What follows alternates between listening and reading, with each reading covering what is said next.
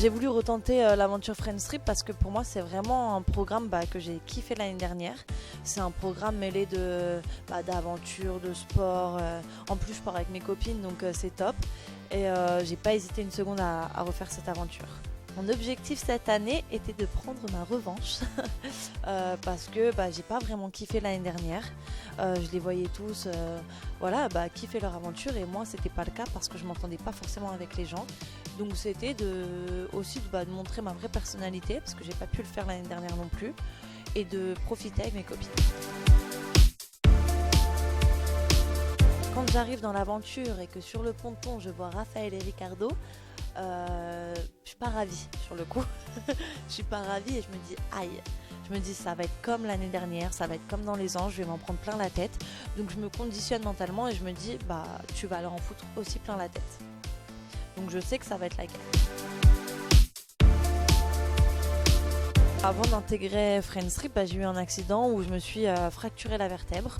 Donc j'ai eu un accident de blob jump et je suis restée paralysée pendant 2 mois et demi, où je pouvais pas bouger, j'avais un corset. Quand on est paralysé comme je l'ai été pendant 2 mois, c'est très compliqué parce que tu remets toute ta vie en question. Tu te remets toi-même en question.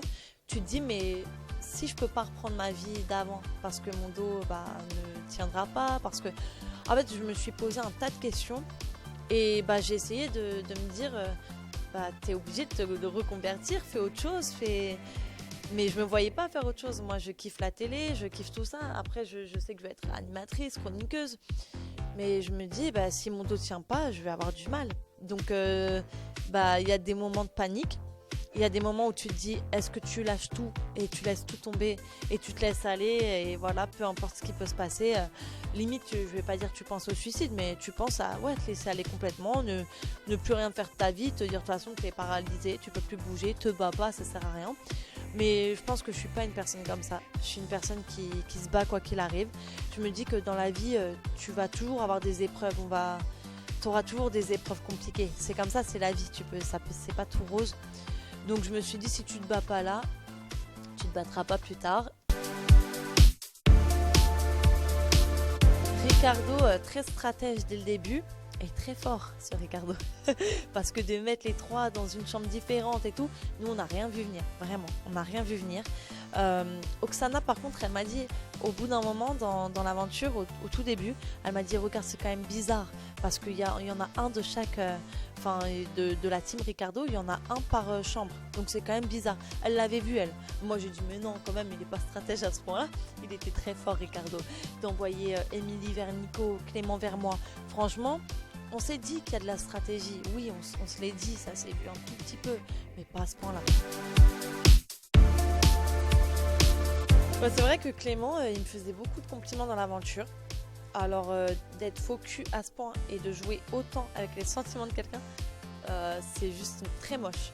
Voilà, c'est très moche. Au-delà du jeu encore une fois, mais c'est très malsain. Il m'a quand même traité de mutante, il a dit que j'étais moche au réveil sans maquillage, alors que dans les épisodes, je suis rarement maquillée parce qu'il y a toujours des épreuves avec de l'eau, il y a toujours, je vais dans la piscine et tout, donc je suis rarement maquillée. Donc le matin ou l'après-midi, je suis pareil, il faut arrêter. Et je suis justement pas la meuf qui est tout le temps plein de pots de peinture et tout, donc au bout d'un moment, non, et je pense qu'il a été méchant gratuitement, que c'était même pas vrai. Le gars, je sais pas, il est frustré, je sais pas de quoi, mais en tout cas, me traiter de mutante, regarde ta tête. J'ai vu ça, j'ai dit oh non c'est pas possible, j'ai ouvert le truc, ça puait de ouf. J'ai dit bon c'est pas grave, ça c'est mental, on va le bouffer le truc. Et voilà, je l'ai mangé, y a pas de problème. Moi tant que c'est mental, je le fais. D'ailleurs j'ai vu mes interviews, c'est très drôle parce que moi très naturellement qui sort, oui bon ça va, non, j'ai l'habitude.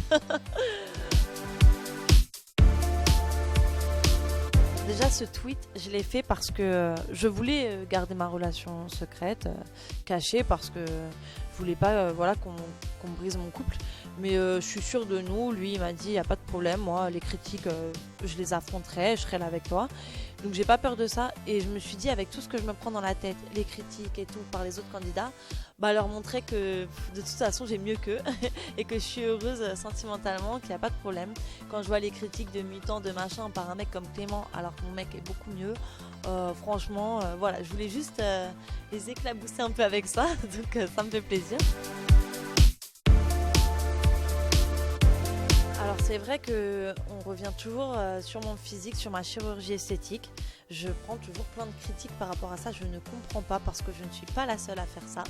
Moi je l'assume. C'est peut-être ça qui dérange justement parce qu'il y en a qui n'en parlent pas.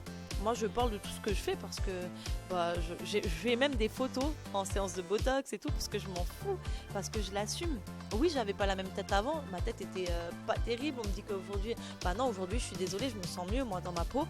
Donc on peut me critiquer, moi je me sens vraiment mieux comme ça. J'ai vu le temps passer sur chronomètre, j'ai vu 1h, 1h20, 1h30, 1h40 et là j'ai dit c'est pas possible, on va perdre. Et j'étais paniquée, plus j'étais paniquée, moins je trouvais le lieu, plus je tournais en rond. C'était la panique totale et du coup ouais j'ai craqué, j'ai jeté la bouteille, j'ai pleuré, c'était horrible parce que je savais que j'avais perdu. Mon élimination, je la vis très mal, très très mal parce que je pensais pas partir aussi rapidement. Pour moi, c'était une revanche. Cette saison 2, c'est pas du tout une revanche pour le coup, c'est complètement un échec. Ce qui m'a fait le plus mal quand je suis partie, c'est de voir Ricardo pleurer. Pleurer parce que je partais, me faire un câlin. Donc j'ai essayé de le réconforter, je lui faisais des bisous dans le cou et tout, je lui disais mais t'inquiète pas, pleure pas. Et de le voir dans cet état, je crois que c'était le pire pour moi. Salut à tous, c'est Julia de Friendstrip, je fais un gros bisou à tous les internautes de Public.fr.